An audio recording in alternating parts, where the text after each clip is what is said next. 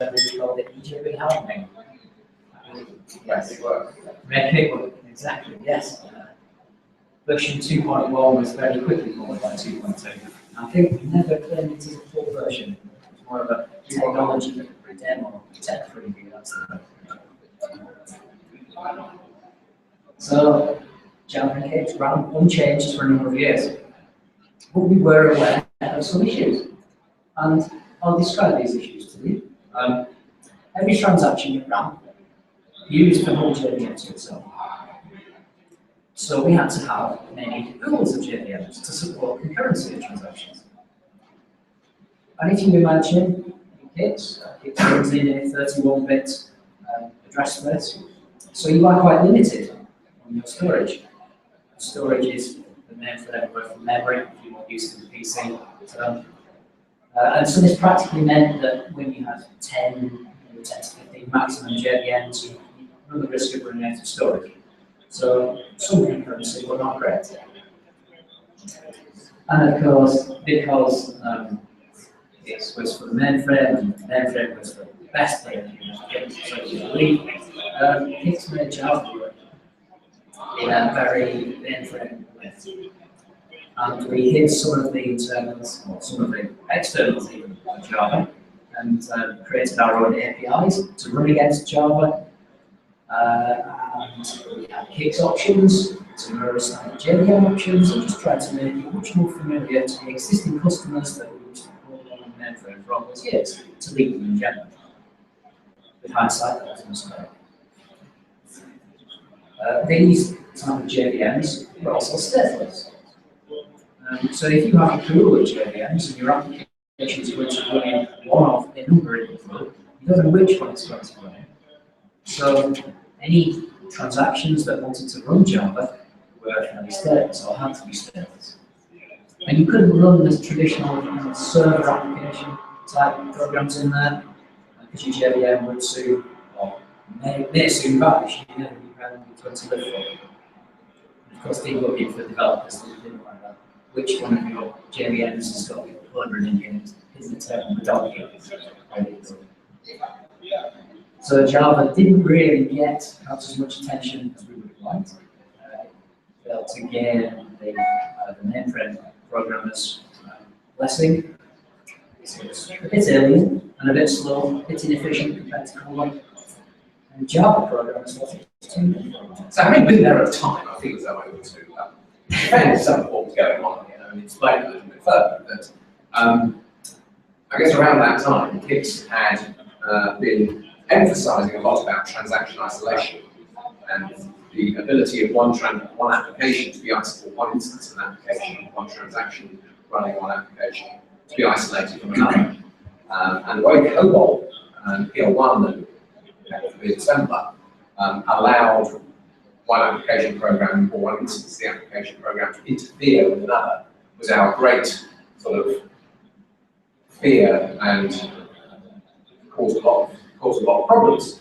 But when we looked at Java, we sort of extended that mindset to say, oh, we've got to do a lot of transaction isolation because that's the most important thing. So that's the root of a lot of the characteristics that we had in this pull model. What we learned over time was that Java programs and Java programmers are a lot different to COBOL programs and COBOL programmers.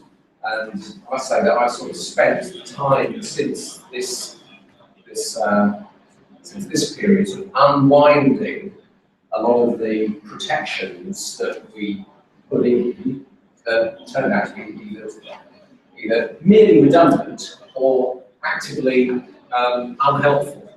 But now that I guess we're going to go and talk about how we've taken the plunge. Java is supposed to be fully encapsulated. Well, does it work like that? Yes and no. I mean, Jeff, I'll probably talk to Jeff about the way that when we were doing each transaction of JVM to itself, that does very good isolation. And we went through several stages of engineering with the IBM JVM team schemes where the memory management would be sort of somewhat transaction orientated. You end one transaction, you clear the memory very quickly, so that one transaction wouldn't infect the next one. But then that caused us all sorts of hassles with heap references that were some from the system code into the application code, and half the memory got cleared and half didn't. So encapsulation was good, and garbage collection, again, was pretending that the application people didn't have to worry about memory because it was all garbage collected.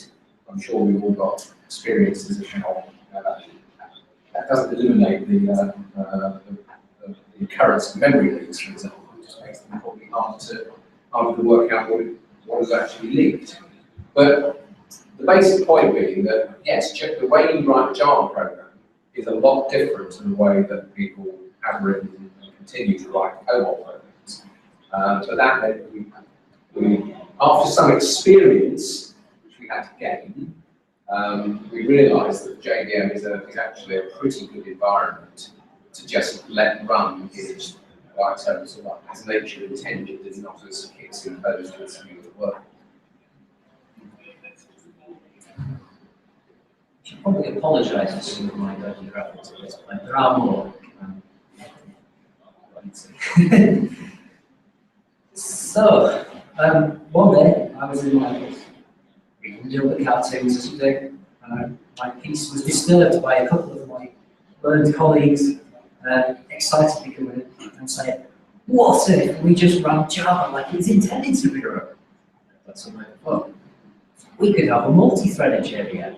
We could run more than one transaction in the same JVM.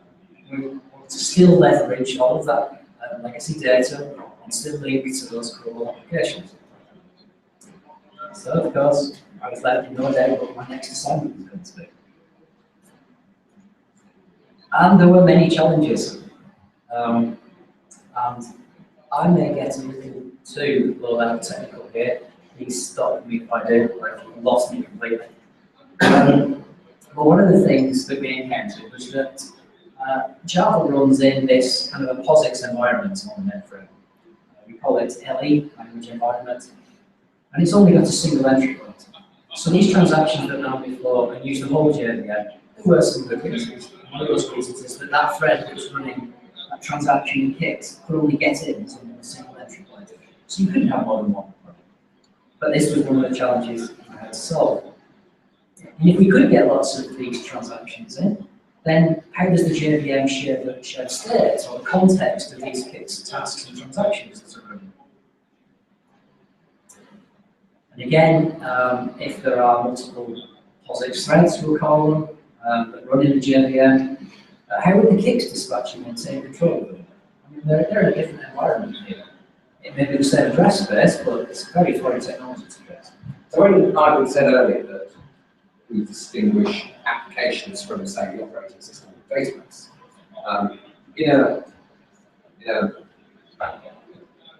in a different world, you would just let the operating system provide threads and provide processes and assign processes to the processables, to the cores that you've got available in the machine.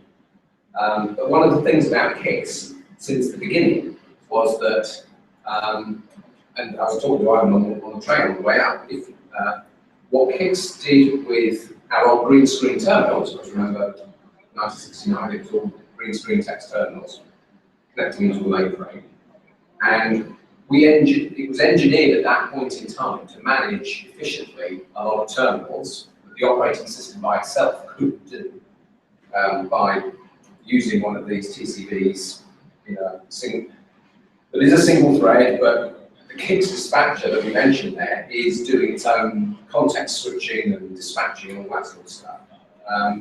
That's in fact very similar to systems like Node.js that are emerging at the moment. You go and look at what Node does for JavaScript.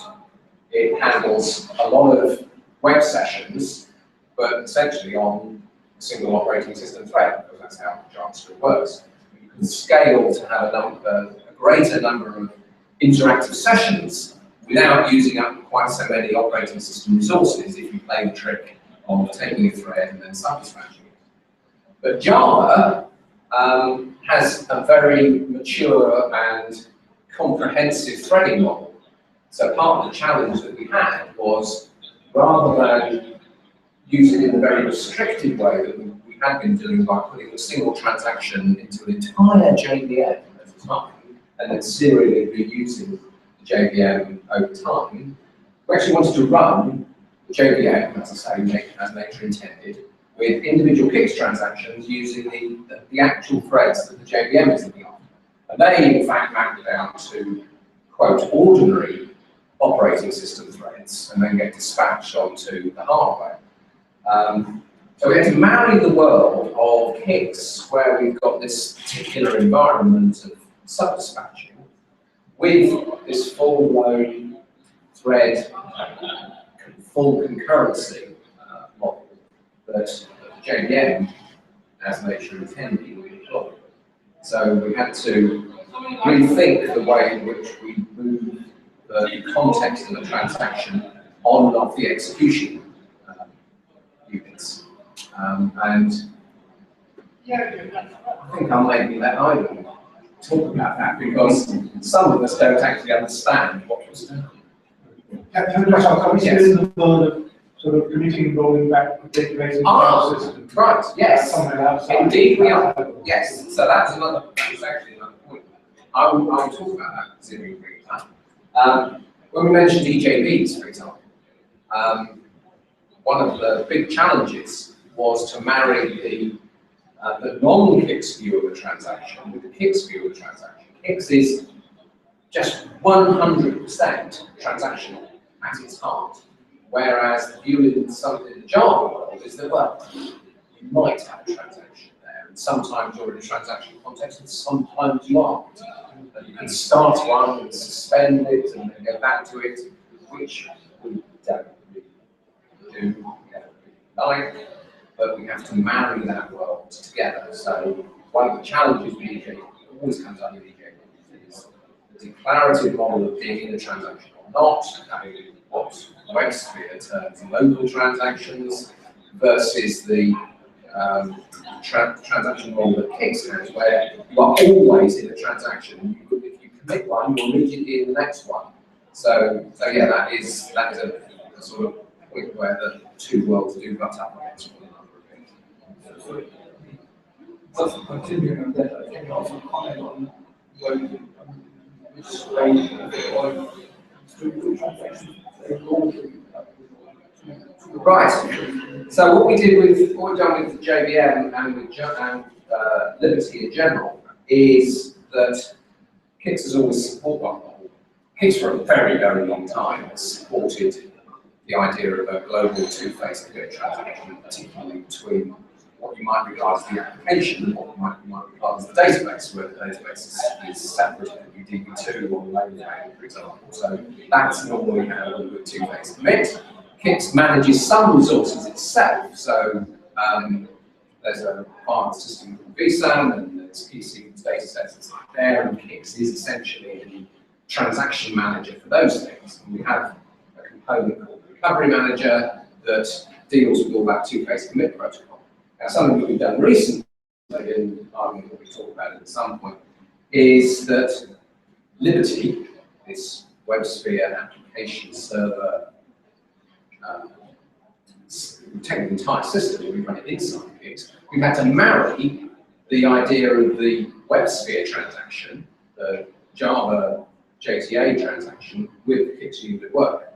So we played this trick a couple of times. Essentially, we just make sure that they're one in lists with the other, and we get the transaction integrity that way. We have to pick either one transaction or the other, sort of local transaction, to be the coordinator, the initiator of the sync point, and then we just use normal two-phase commit protocols, even within the same task, to coordinate all the underlying resources. So it has been a bit of a trick for us, but it's just a fairly obvious extension of how transactions work when you've got multiple systems. They just happen to be resident on one task. I think you use the word distributed. Yeah. So you carry these basically network.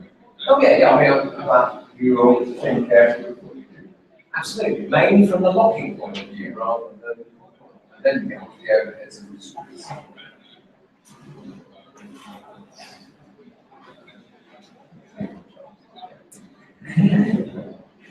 So the final challenge on this slide was the fact that we have two different executions.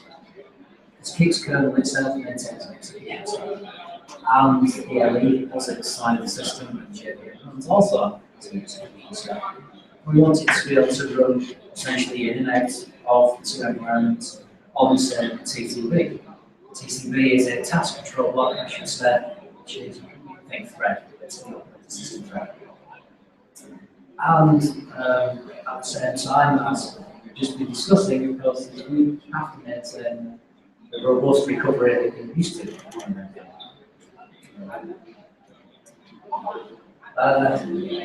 This is the difficult bit. This is how I have to try and describe some of the things we did. Yes. You know. So we, with our previous experience with the old JVM model, the old Java index, is that the JVM would be created on something called the initial process thread. And that's for the representative, positive, positive minus. And this is created within the Kix address space. And we can actually use that initial process thread to create JVM. So it uses JNI, Java Native Interface, to create JVM. But once it's created the JVM, it has a second purpose. We actually put it into an NVS wait loop at this point.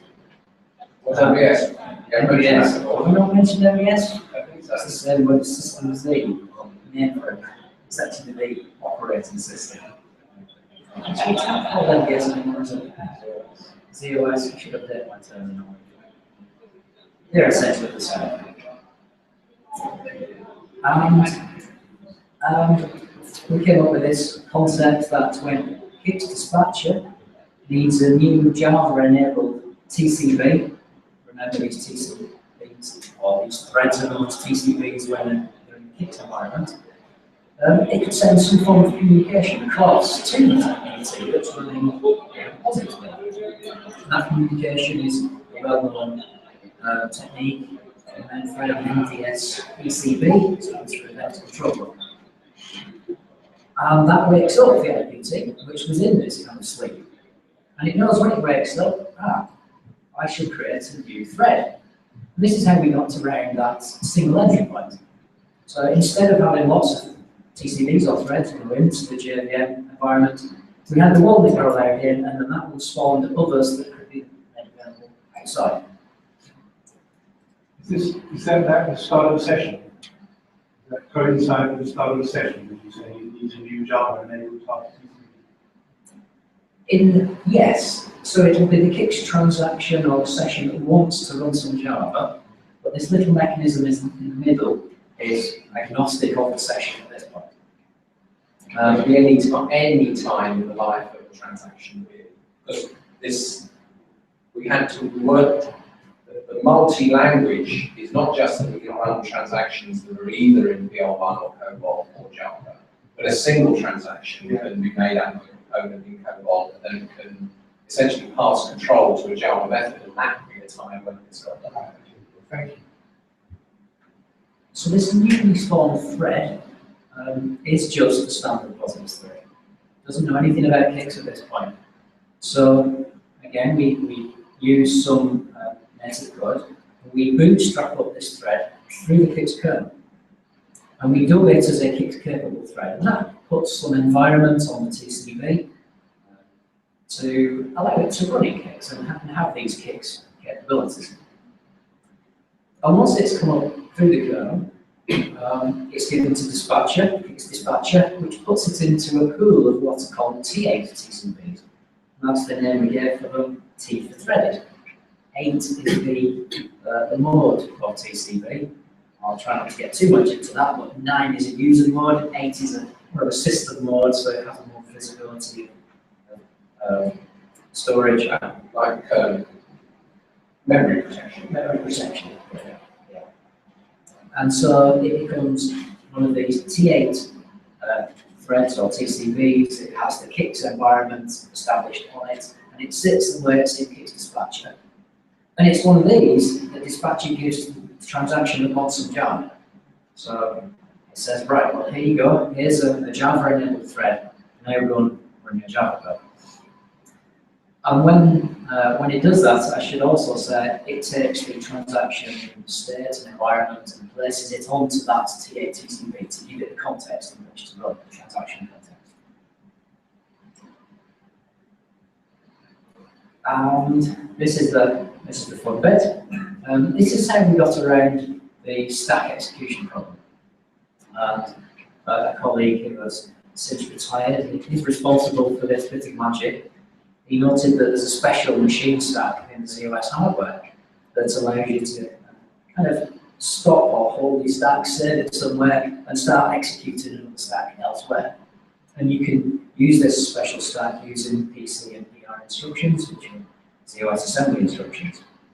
And so it allowed us to go from Kix world running as a TCP to essentially jump into POSIX world and run as a Java thread.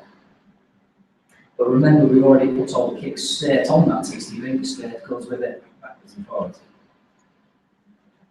And from there, it was a simple case of using JNI, which is Java native code, and being able to attach that POSIX thread as a Java thread to the JVM. And then you run the Java class or whatever code it is that the transaction wanted to target. Actually, there is another point there I should have mentioned. When it comes to having multiple threads and multiple transactions running in the same JVM, that task context is all stored as something called a thread local. I don't know whether you're familiar with the concept of thread locals, but in Java it means that for the lifetime of this thread, you can associate pieces of information with it, and although the Java class will have a variable that all the threads will go through, each thread gets its own copy of that variable Java. So it separates out the task context. And then on return, Java's done whatever you've asked it to do. Perhaps you've even linked to some COBOL programs off of that. But we can provide the return values and the traditional Kix com area. Familiar with that, so we're passing back the data from the application or from Java back into Kix COBOL application, for example. I've put the thing on there, there's JCAP, that's our control block. And that's the way that we pass some of this information across. And the reason we can do that is because it's a piece of storage that we hang off of the task control block, the TCB. It's a little piece of stuff we add onto the thread and it goes in wherever the thread executes. Of course, once that particular Java program is run and completed, that TATCB has finished its Java work and it's put back into the Kix dispatcher pool TCB and disassociated from the Kix task that we're running with. And in that way, we don't have to have the inefficiency of using that spawning mechanism and dubbing the Kix TCB as Kix capable every time. They're already Kix capable, but they're cool and we can reuse them for efficiency. And this is just us stirring up the folder of ingredients to eventually get us this Kix capable Java code that runs in a multi-threaded server JVM. That leads nicely, and we used our true imagination, I think, with the name. We came up with this new Kix resource, and we called it the JVM server.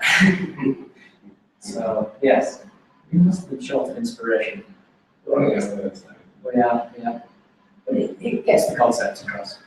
Where previously Java was kind of a one-shot deal with Kix, it's now a full server and a long running server, so you can stay there and maintain a state. So each Kix task, as you can see, can run as a thread within the JVM. And each Kix task has access to the JKix API, so that is all of the exec Kix commands that we're so used to, or customers are used to using with COBOL. So you can get at the Kix resources and you can get at the Kix data. We also extended the JVM and the enclave in which it runs to be 64-bit enabled. And that was a great advantage because you can get lots and lots of JVMs running within the address space now. We did want to maintain that concept of having multiple JVMs in the same address space. So when you can run lots of threads in each JVM, you can also run lots of JVMs as well. What sort of numbers are we talking about? We picked a number of how many threads we would sort of happily put into a JVM at 255. Just sort of 6. You picked a number as well. No, I thought we subtracted one for some reason. But one was a system thread. Yes, we Yes. reserved one. Yeah. Just because we were being fairly conservative in the beginning. And of course, then now we're 64-bit, then only with JVM. We're not nearly as result as memory constraint we used to do. So we think of having maybe tens, hundreds of JVMs active in one address space. And Kix is traditionally scaled by both sort of what we might call vertical scaling within an address space and then horizontal scaling by sampling out more circuits and dealing with it like that. So Kix can scale in either dimension. Really now we've got support for this threading to use more resource in a single address space and a 64-bit address space. But equally, for resilience, people will stand up multiple servers and distribute the work amongst those multiple servers. So a point that I like to make about what we've done with JVM server is where before it was very constrained compared to the COBOL environment. The COBOL environment was always able to run hundreds of tasks concurrently, and JVM pool couldn't. Java essentially scales the same way as COBOL did. And one of the nice things about JVM with its JIT compiler is that you write code in Java, and then as IBM upgrades the machines and puts extra efficiencies into the instruction set, then the Java applications take advantage of those extra instructions as soon as they find themselves on that machine. So you might be asking the question, why have we gone to all this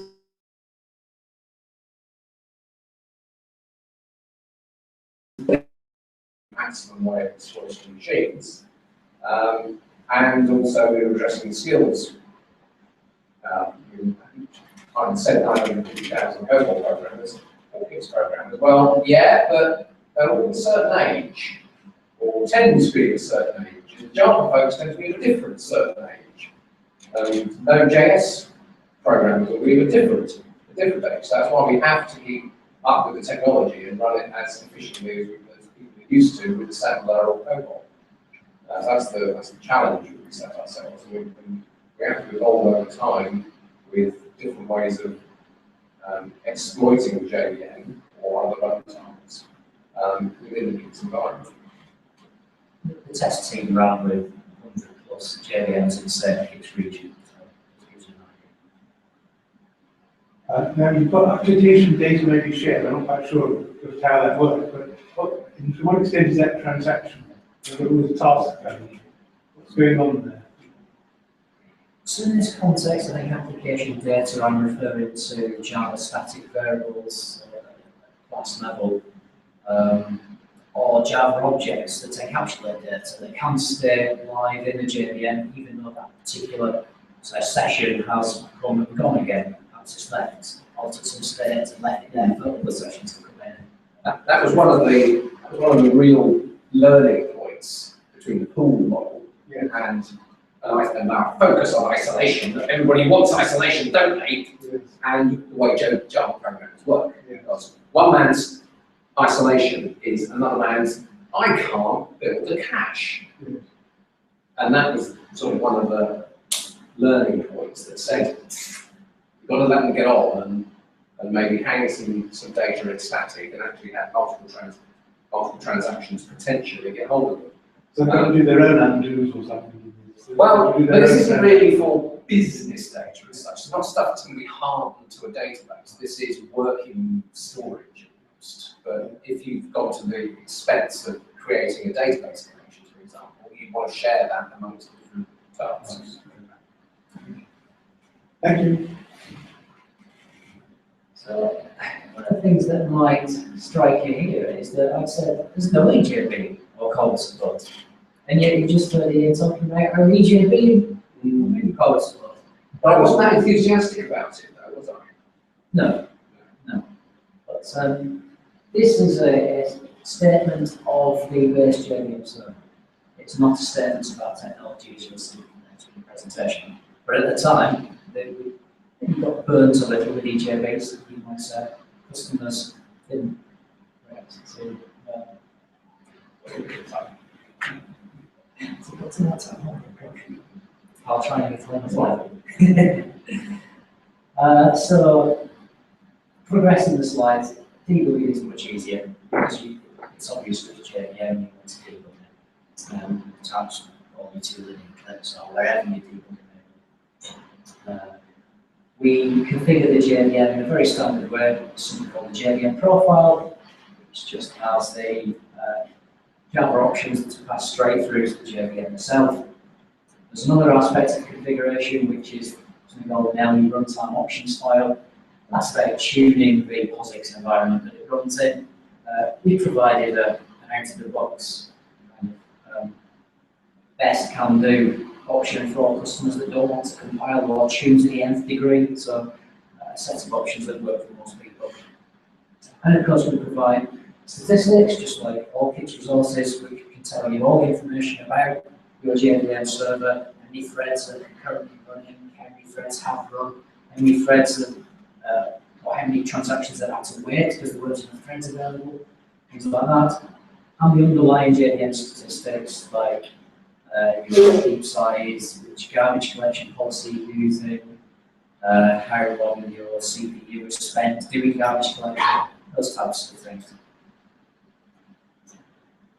So in 2009, Ian's mentioned this dynamic scripting feature pack, or SMASH, or PHP, whatever you want to call it. This was released in KICS version 4.1, and the underlying infrastructure was a JVM server. And in KICS version 4.2, we then gave full announcements of the JVM server resource and allowed customers to run their Java in the JVM server. We announced at the same time that the pool model, the old way of doing it, was to be deprecated. The advantages of the new JVM server, we've probably covered them. She'll skim through these. You get all the scalability, the robustness, centralized admin control of running Java on the mainframe. You can you can leverage all your legacy applications and your data. You can link to COBOL programs. It's all fully integrated with KICS, so you get mainframe security and the KICS transactions that everyone's so used to. We gained a significant storage reduction because where we used to use, well, let's say, you're running all 256 threads concurrently, that's 256 JVMs, which takes up a lot of storage. Now we just use one, so there's efficiencies to gain. And of course, moving to the 64-bit JVM helps because you can have massive JVM heaps as well. This is something we always get asked, isn't it? Why would you run Java on the mainframe? Well, we try to give people reasons why they can run. But other reasons, we've got this concept of consolidation of servers. One mainframe, one guy to administrate it instead of maybe a server farm. It's more efficient, we've got the robustness and scalability and security. And then this center of gravity term. That's about if all of your KICS data, or all of your data is in KICS, and it's has many programs with lots of business logic, and they're all in KICS, and you want to add a new interface or a new extension to the application, then really the most efficient place to put a new application is in KICS. Zips. Don't talk about Python. A cheaper way to run Java and skip over, yes. And this was a surprising one. Some customers actually moved to using Java or putting new applications on Java on the mainframe because they had spare capacity. And rather than commissioning a new distributed server, they could just run it when they already had the hardware. It cost them anything more. So, moving on a bit forward in time, some issues with Java. So we thought we were quite pleased with ourselves that we changed the architecture and it was working so much better. But then it came to our attention that Java isn't so great. And it starts with a jar file. It's a packaging component where you put class files of the compiled Java application. But it doesn't have any of this modularization. There's no way that you can scope jar files. There's no way you can declare dependencies between jar files. It doesn't give you any versioning, so you can't version your code. And there's no indication of what interfaces you might consume or what interfaces you would implement. So it's a bit of a black box, really. And the good old class path. In enterprise applications, we typically see with our customers where they have just about every application under the sun running in their chain. They have a huge amount of jars on that. And sometimes they might forget to put one of their essential jars in there. They won't find this out until runtime. When the class path is scanned, it's not found, and you get this dreaded class not found exception. And again, if you want to update your code on the fly, you can't, or not very easily, I should say. You have to restart the JVM for it to pick up whatever new jars or new code you put on the class path. So it's not particularly dynamic or flexible. This one's a bit kick specific. We never gave Java programmers a hope of getting into the mainframe. We made it very difficult. There were no tools available. You run your own. You use FTP, you use Unix system services, and you didn't get any of the benefits of the modern tools. So we wanted to try and address that. So we came up with some goals. I've kind of given again away a bit here with the title OSGI, so if you're familiar with that, you know what's coming.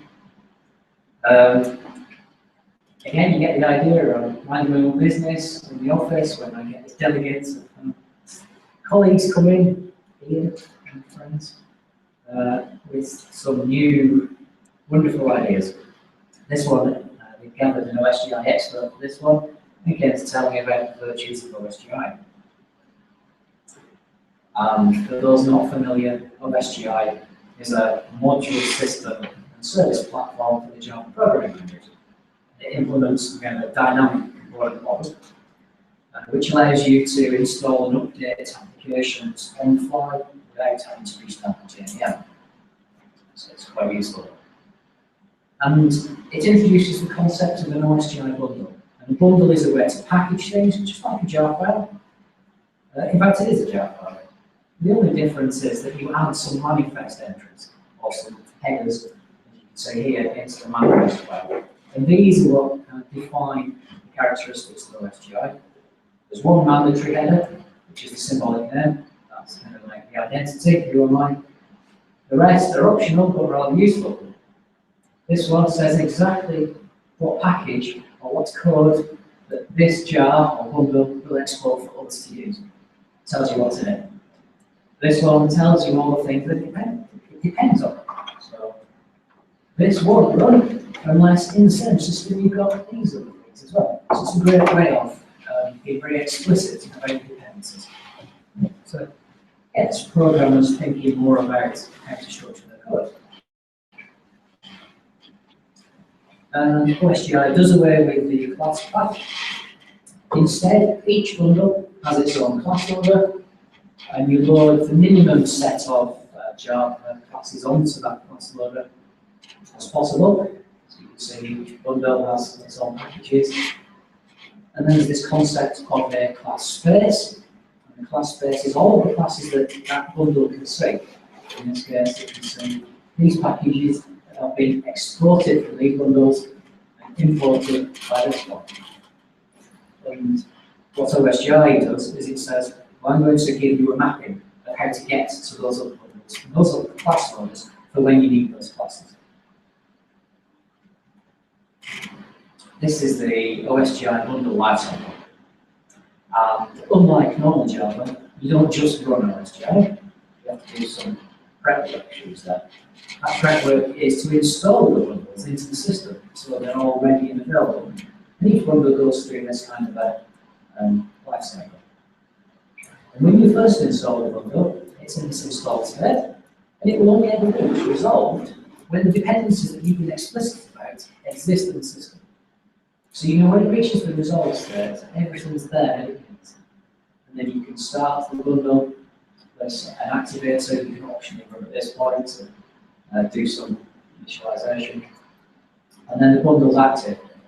And that should mean that at runtime, you can call the interfaces that bundle supplies without failing, or without having the dreaded class malfunction. So it's a really good way of forcing structured programming, and calls in interfaces to be explicit and much more defined than the other one before. So we took this into Kix, into our JVM server, and we had some goals here. We wanted to provide the same Java as before, but you would just repackage it in an OSGI way and be able to deploy it into Kix. We wanted to allow the recycle, so that it's the life cycle of applications to be controlled and allow you to update your code perhaps, or stop your code without having to stop the whole journey. So only that portion or only that one application is affected. We wanted to have multiple versions of an application running in the same system at the same time. And OSGI gave us these things. The other one, of course, was about tools creating some nice, useful tooling for Java developers. So you'll see that what we did is we took the clips and we added into it an extension, plugin, and it allowed you to do communicate with the mainframe, develop in Java just as you ever would, and then use some automation just to push your control up to the mainframe. So it took out some hassles. We got there by embedding the Equinox OSGI framework in the JVM server. Equinox is the reference configuration of OSGI. We also did some work in Kix to extend some of the existing resources. And this is a bit unfortunate, but there's this notion of a Kix bundle. And it's not an OSGI bundle. Most people get confused. But Kix bundles came along before we were aware of OSGI bundles. It's a classic terminology. But we actually use Kix bundles to contain one or more OSGI bundles. And it's the Kix bundle that gives us that ability to install, enable, disable, discard, and control the lifecycle. So Java applications in Kix now have to be written and deployed as OSGI bundles. I've mentioned the tooling updates that we made, and the way that it pushes up your deployed bundles to the filing system for the mainframe. As before, give it a whirl, we've got this OSGI-enabled JVM server. And that gives us all the things we wanted. Dynamic updates, multiple concurrent versions of an application, dependency resolutions to get these runtime failures, and of course these defined interfaces, which forces your developers to write in a much more modular fashion. So, Last 5 minutes. Moving forward again. WebSphere application server. WebSphere application server is IBM's Java application server. It's JEE compliant. And again, that's like many years of bringing it to hits. But it was a bit of a sprawl, wasn't it? Yes, so on ZOS, WebSphere had a unique implementation. There was not your run-of-the-mill application server, just like Kix isn't really your run-of-the-mill application server either. But using some of the particular features of the operating system and the Z platform, WebSphere was engineered to sort of be a bit like Kix, but use sort of in a JEE sort of style, so there's multiple address spaces and they do workload management and all that sort of stuff. But it means that the application server itself is there's quite a lump of stuff. Not valuable, it's quite a big lump of stuff, and it has to go into hand with how it's deployed. So we could never really think of taking advantage of components from WebSphere and running them in kits. But after WebSphere has been around about 12 years, 15 years, whatever it is, much like when Kix was around, and Kix has been around for 12 years, 15 years, or whatever, they said to themselves, oh, we can't go on like this. We need to take a fresh look at the architecture and componentize it. Kix went through this at about the same stage, and that's how we got to the actual this. And so WebSphere have done the same. What we ended up with was a much more modular system. So Kix became much more modular in about 90, when did we do 3.1 come out originally? 89 or so, something like 89, yeah. So we took about, well, I was just starting, but the project took about 7 or 8 years to come to fruition. Things move a lot faster these days, so I think WebSphere probably took about 7 or 8 months to create the Liberty profile. But it essentially meant that we had a set of Java components that would run in an OSGI multi-threaded environment. So we said to ourselves, aha, well, that's all right, thank you very much. Ivan, how would you fancy? How about slide? I thought you were right. So the Liberty profile, so when you buy the WebSphere today, and if you buy WebSphere on the ZOS platform, you can run what we term TWAS, traditional WebSphere, with the shape that it's been for the last 12 years. Or you can run the Liberty profile, which is a single process server. As part of the objectives for as well as restructuring it to make it more modular, was to make it that much faster. So application developers don't want to, all that same, lightweight, composable, fast. But importantly, it was designed from the very beginning to be embeddable. We're not doing anything that's unmappable. Liberty was designed to do the sort of thing that we then said, we'll take that and we'll embed Liberty inside Kix. So we talked about how we've taken the JVM and run it in Kix, how we've taken OSGI and run that in the JVM, and now we take Liberty and run that in there as well. So that was the breakthrough to get an application server implemented in a way that was embeddable in different environments. And to give you an example of some of the things that are like this Liberty profile, Glassfish and JBoss and Jetty, those kind of web application servers or JE servers, those are the equivalent to the Liberty profile.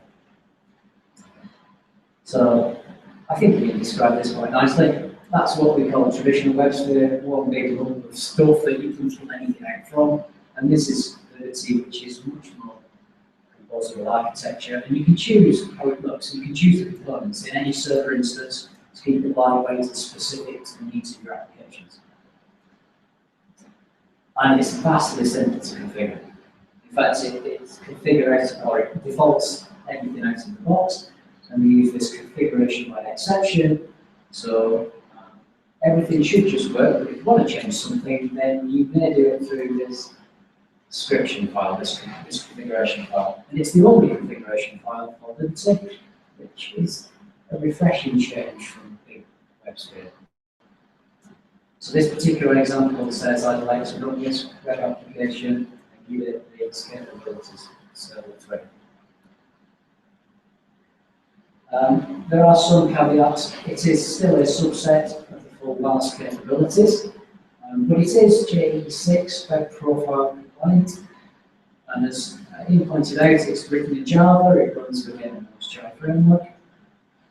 These typically are the APIs that you will get as part of Liberty support, JEI, Java transactions, databases, JVC, systems architecture, Java messaging, and EJB Lite.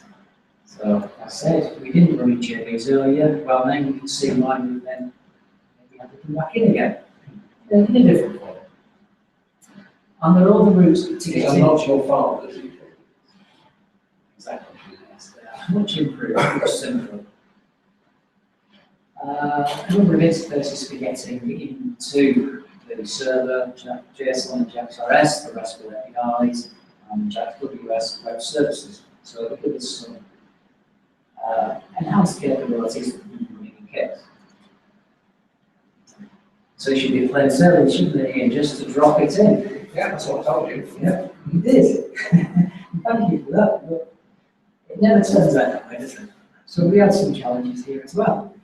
And before we got to the light at the end of the tunnel, we discovered that it's not written entirely as OSGI bundles, because it consists of a JVM launcher as well, and some OSGI bootstrap code, and some pre-OSGI class loaded logic, which was just enough to separate the class loaders to give us a lot of headaches. But we did bypass these challenges, bypass these issues. We got around the JVM launcher so that we could create an instance of Liberty within our own JVM. We added some bootstrapping with the OSGI framework ourselves to get it to the same state as it would be if it was Liberty's. And we took advantage of some extension points of Liberty. There was this product extension. The Kix became a product extension of Liberty, which was kind of embedding some Kix code in Liberty to be able to embed Liberty in Kix. Strange, but there you go. Internally, we called it the Trojan because we got our code into take control. Skip over that.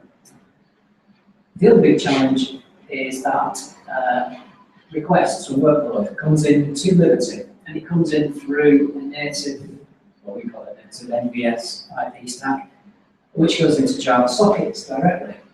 And that's not usual for Kix. Kix has its own TCP IP handling, and it usually comes into Kix through the front door. This would come in through the back door, and Kix wouldn't know about it. And because Kix doesn't know about it, it's not on one of those nice T8 threads. It's on a non-Kix enabled thread. And so that means you haven't got access to JKix. There's no Kix data available. You can't link to your COBOL programs. There wouldn't be much point of running it inside of Kix under those circumstances. So we had to do something about that. One of the benefits of the way Liberty was architected was to use the Java concurrency package. And that enables you to submit work to a central agent, and that central agent will then decide which threads it's going to put that work onto, rather than the older way of doing threads in Java, which was just to create a new thread and run on it.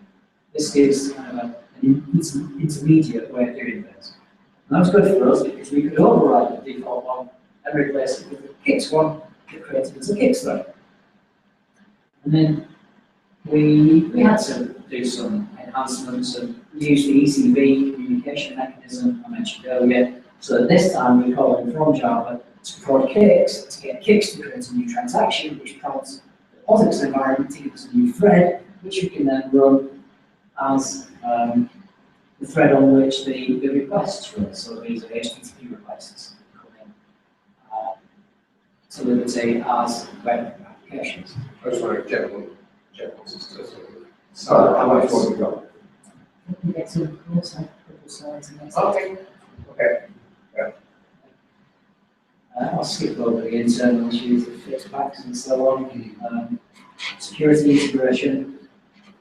It's sufficient to say we just integrated it with ZOS security, so instead of using the Java distributed model, it's using full stack or heads within it.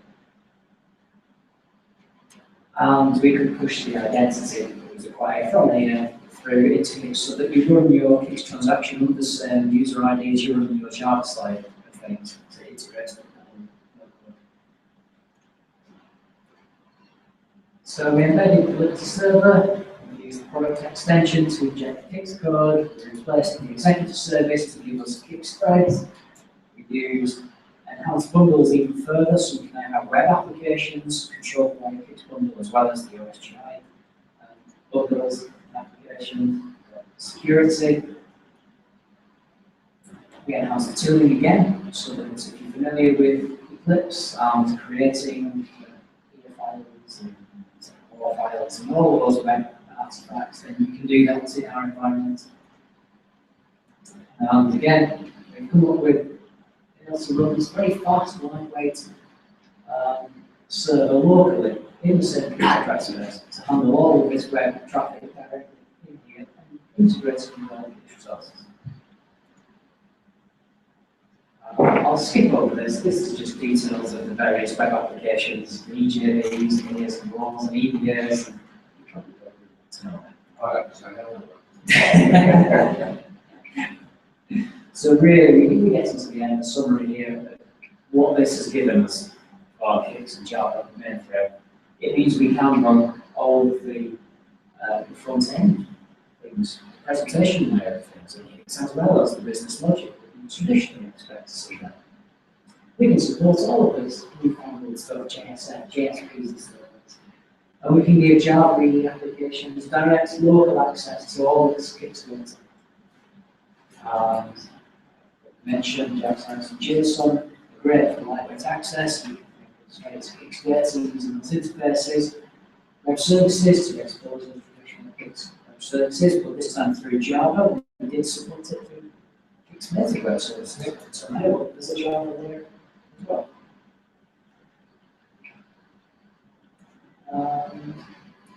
Yeah, this is just a final diagram to show how you put it together. You develop your applications in Eclipse using some Kix Explorer as an enhancement to it, and use the export wizard to push your Java code up onto the mainframe. Here's Kix, which wraps it up in a Kix bundle to control the lifecycle, deploys it into this Liberty server running in our JVM server. This is configured by the server XML I showed you earlier. You can see that our presentation logic with, well, it's not really back-end, but it's more business logic, which itself can correlate to all the Kix resources. And we get there, we've got a request coming in. This gives us the ability to put different web requests onto different Kix transactions so that we can classify the workload, some of it's accounting, some of it's and we get the added layer of Kix security on top of it. Eventually, you see we can call the backend Kix data and Kix resources from this web application. This is still running at server with full access to Kix. So if we circle back around to the beginning, where we said we made a big fuss about the fact that it's it's an enterprise class, multi-language application server, I don't think we find it. The challenges we set ourselves were the traditional, in some ways, the traditional.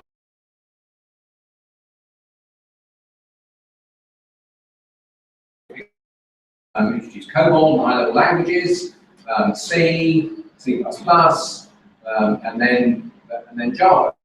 Because lots of other people, both on the mainframe and not on the mainframe, are distributed with products that have tried to marry the different language environments together.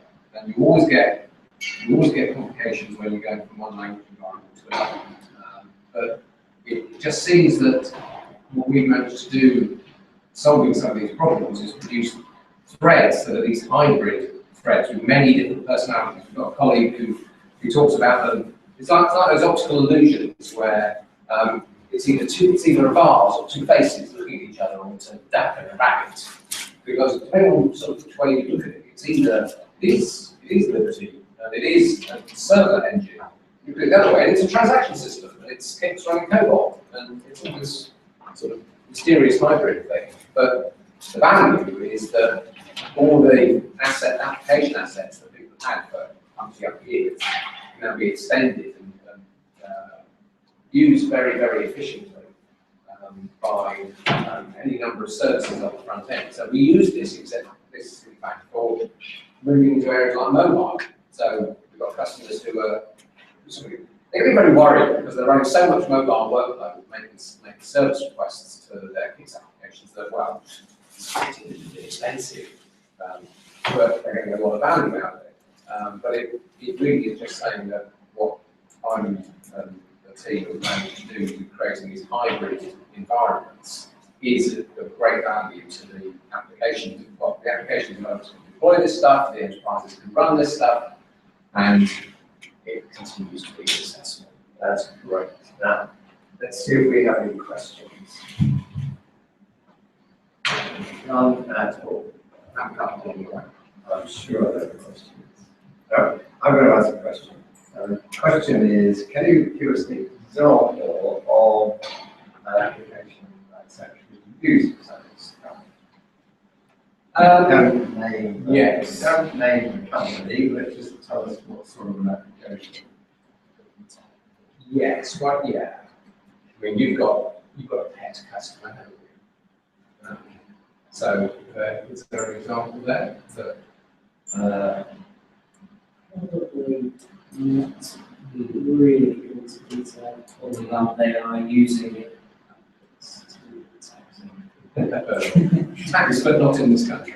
Yes. All right, so So to go. but we've got Government so application. we've got there's companies, there's a particular customer in Europe who is re-engineering their system so that they can reuse their COBOL logic, but extend it with a set of servers. So whatever the business systems that they've had for years and years and years are now being enabled for web and mobile. We've done what we call a feature pack around mobile, which uses some of the JVM server technology. And I heard today that by looking at through our service organisation, they're now running 3 million transactions a day that come from mobile devices, come up as an HTTP request, go through the JVM server, but get essentially to the same applications and data that's been running the business for 21 years. So it is any and everything. There's no particular industry alignment or geographic alignment. Well, it must be said that there's probably more success in Europe than there is in North America. Then I think North America took all JVM a bit earlier, and sort of it smells a bit bad, and we have to convince them to go back to this.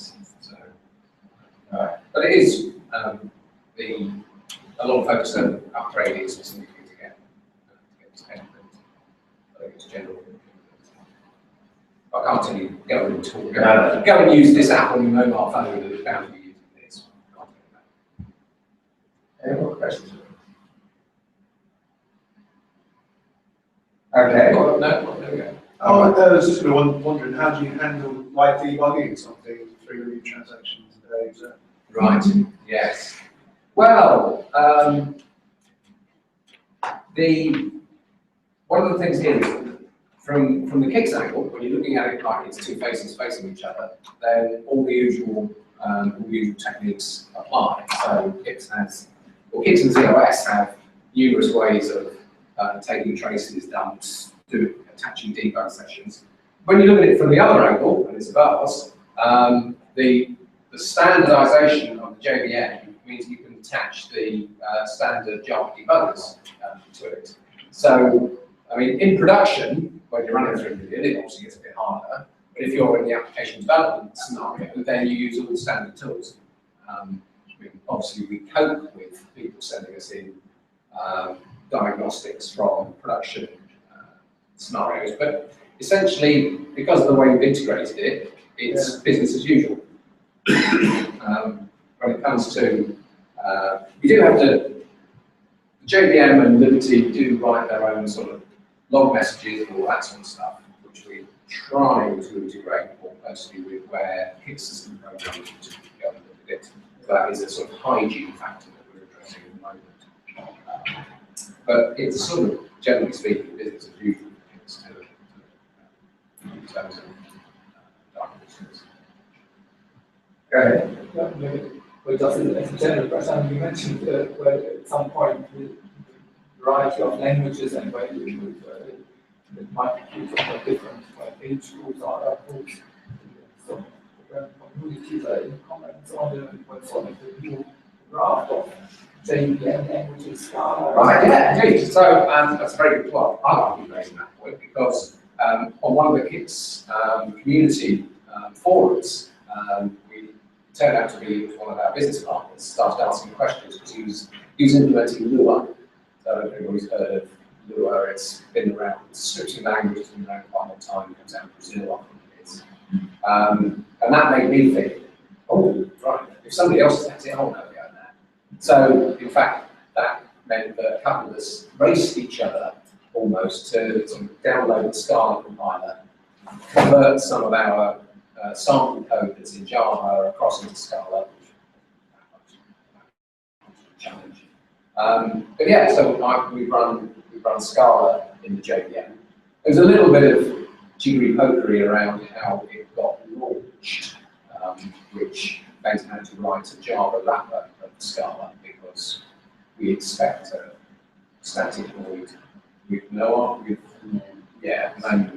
Scala was producing a slightly different method signature than the one that we were expecting. I just wrapped it in a thin Java wrapper and then invoked Scala. What Scala claims in terms of bytecode compatibility was fine. JVM couldn't tell that it was Scala, really. I'll say that IBM is looking at things like JavaScript, Node.js. I think just on Linux for System Z, we, I think about a month, 6 weeks ago, we made available a port of Node.js onto Linux on System Z. So it's might be sort of next on the list. I don't know. I'm going to try and just sort of put forward to you a sort of very general idea of what's going on here. See if you think this is right. In KICS, in the normal process, the identity of the process is bound sort of implicit because it doesn't then want to stack pointer as to what your identity is. But in KICS, it's different because you've reified, you've made it explicit, a whole block of data and a whole lot of things hanging off it, a whole lot of stuff that makes it that task. So we've been sort of taking away the implicit nature of some of the stuff that's going on. And by doing that, by reifying it and making it explicit, you get it much easier to manipulate this identity and to use multiple identities because it's a bit like putting a stack in the heap. You set a stack frames in the heap, you play about more than using a hardware stack. So, and I think that sort of explains what's going on, how you sort of cope with all this complexity, is the fact that it's a bit like when people say we can do anything by an extra level of indirection.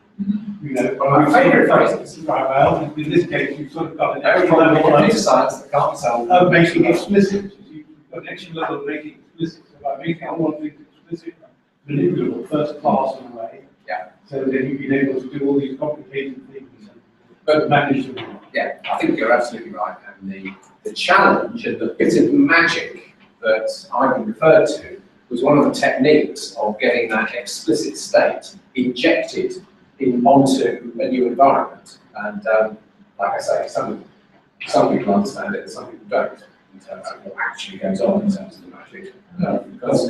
Yes, indeed. But yes, you're right. By virtue of making a very explicit set state, we can, so long as we can move that around, and it is a challenge to move that around, we have to find, as well as doing that stack thing, we actually have to discover the Java JNI call that said take a non-Java thread and attach it to the JVM. That's sort of another piece of the mechanism. But JVM had that as part of its architecture. We just discovered it. Right, I think we'll stop the questions there. We've got a buffet and some wine after some fairly time to talk. Okay. So let's thank Ian and Ivan for coming along tonight. This is a very interesting talk. And if you'll excuse me just for one moment, if you like to unhook your machine, I'll bring my machine up and we'll just do the AGM.